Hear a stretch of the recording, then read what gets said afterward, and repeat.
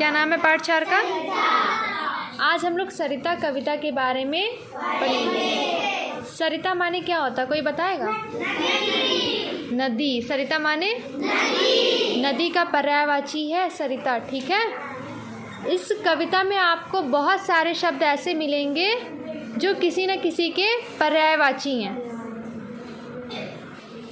तो हम लोग कविता के साथ साथ कुछ शब्दों के पर्यायवाची शब्द भी सीखेंगे, ठीक है। कविता शुरू करें।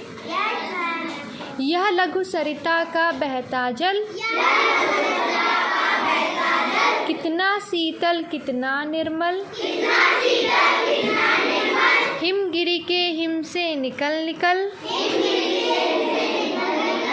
यह विमल दूध सा हिम का जल, कर कर निनाद कल कल छल छल, तनका चंचल मन का विवल,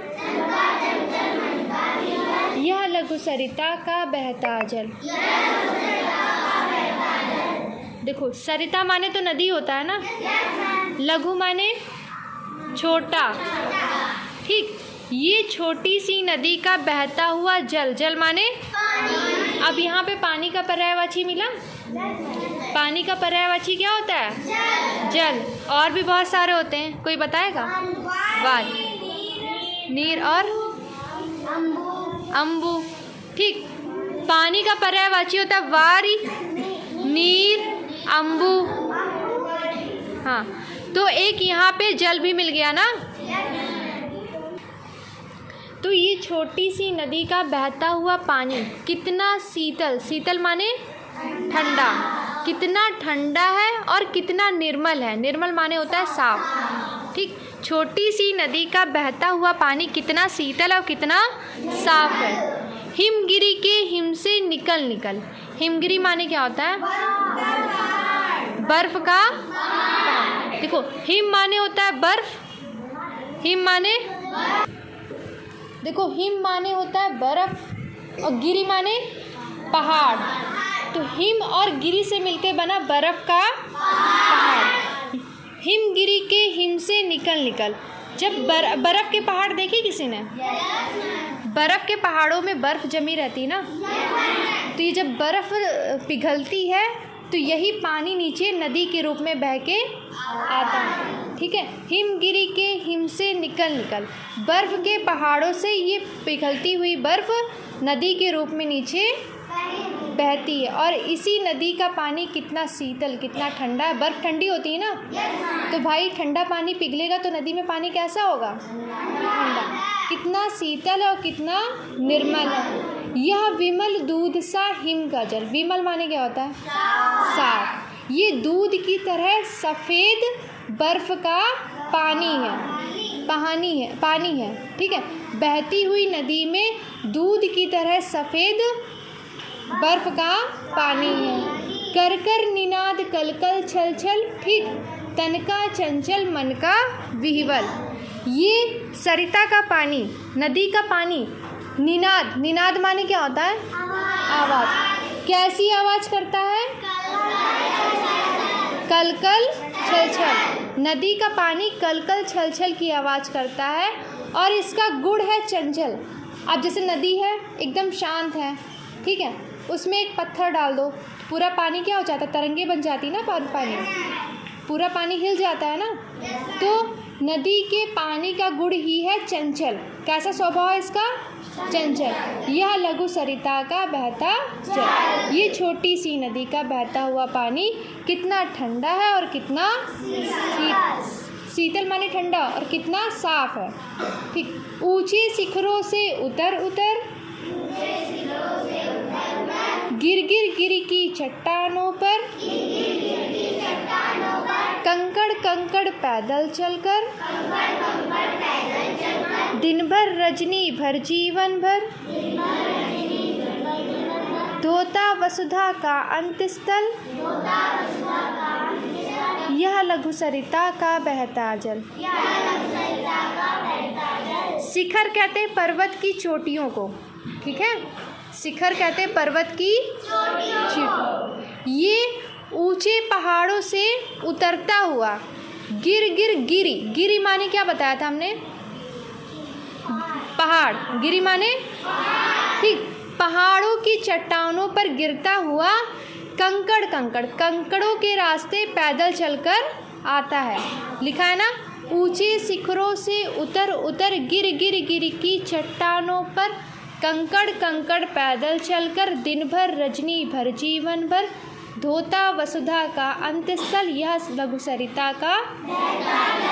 ये ऊंचे पहाड़ों से उतरता हुआ, ठीक है, पहाड़ों की चट्टानों पर, पहाड़ों के नीचे कंकड़ पड़े रहते हैं ना छोटे छोटे, तो जब नदी का पानी नीचे गिरता है तो कंकड़ों पर, पत्थरों पर पड़ता है ना, और पैदल चलकर दिन भर, पूरे दिन भर रजनी भर, रजनी माने क्या होता है? Very good. देखो यहाँ पे रात का पर्यायवाची मिल गया ना, रात का पर्यायवाची क्या मिला? और भी बहुत कुछ होता है, बहुत सारे शब्द होते हैं। रात का पर्यायवाची किसी को पता है? रजनी के, रात्रि और, खड़े होके बताओ शुभम, चलो रात का पर्यायवाची खड़े होके। हाँ, रजनी और निशा भी होता है, याद आया ना, निशा भी होता है। तो रात का पर्यायवाची मिल गया रजनी, रात्रि, निशा, ठीक है। पूरे दिन भर बहता है, रात भर बहता है और जीवन भर, पूरी जिंदगी भर बहता हुआ वसुधा। वसुधा माने क्या होता है? पृथ्वी। Very good. वसुधा माने पृथ्वी। अब देखो यहाँ पे पृथ्वी का भी पर्यायवाची मिल गया। क्या मिला? वसुधा। और क्या क्या होता है? आता है मानवी? चलो हम बता रहे हैं, अब याद रखना, ठीक है।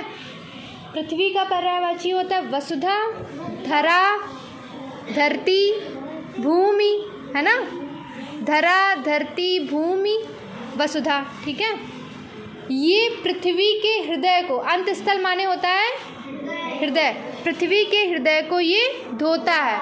ये छोटी सी नदी का बहता हुआ पानी ऊंचे ऊंचे पर्वतों से उतरकर, कंकड़ों से होता हुआ पैदल चलकर दिन भर, रात भर और पूरी जिंदगी भर पृथ्वी के हृदय को धोता है। क्या पानी कभी आराम करता है कि हम थक गए अभी थोड़ा रुक जाए? दिन भर चलता रहता है ना। हिम के पत्थर वे पिघल पिघल, बन गए धरा का वारी विमल, सुख पाता जिससे पथिक विमल, पी पी कर अंजलि भर मृदु जल, नित जल कर भी कितना शीतल, यह लघु सरिता का बहता जल। देखो इसमें बताया गया है हिम के पत्थर। हिम माने क्या होता है? बर्फ। हिम माने बर्फ। हिमगिरी माने होता है बर्फ का पहाड़, ठीक है। बर्फ के पत्थर पिघल पिघल कर, बर्फ पिघलती तो क्या बनता है? पानी। बर्फ के पत्थर पिघल पिघल कर बन गए धरा का वारी विमल। ये हमारी धरा, धरा माने अभी कुछ बताया था हमने, पृथ्वी। ये हमारी पृथ्वी का साफ, विमल माने क्या होता है? साफ। और वारी माने पानी। वारी होता है पानी का पर्यायवाची, ठीक है। तो ये हमारी धरती का साफ पानी बन गए। बर्फ के पत्थर पिघल पिघल कर हमारी धरती का साफ पानी बन गए। सुख पाता जिससे पथिक विमल। इस पानी को मुट्ठी भर पीकर, पथिक, पथिक माने होता है राहगीर, जो रास्ते में चलता है, ठीक है। इस मीठे पानी को मुट्ठी भर पीकर राहगीर अपनी प्यास बुझाता है, ठीक है। नित जल कर भी कितना शीतल। ये रोज जलता है पानी भाई, दिन भर बहता है तो दिन भर सूरज का प्रकाश पड़ता है ना, तो दिन भर ये जल कर भी कितना शीतल है, कितना ठंडा है। ये छोटी सी नदी का बहता हुआ पानी, ठीक है। कितना कोमल कितना वत्सल, रे जननी का वह अंतस्थल, जिसका यह शीतल करुणा जल, बहता रहता युग युग अविरल, गंगा यमुना सरयू निर्मल, यह लघु सरिता का बहता जल। जननी कहा गया है माता को। जननी माने क्या होता है? यहाँ से माता का पर्यायवाची मिल गया, जननी। ठीक है, और यहाँ पे जननी कहा गया धरती माता को। किसको? धरती माता को। तो बताया गया है कि जो धरती माता का अंतस्थल, अंतस्थल माने क्या होता है? अंतस्थल माने हृदय। जो धरती माता का हृदय है वो बहुत ही कोमल है और बहुत ही वत्सल है।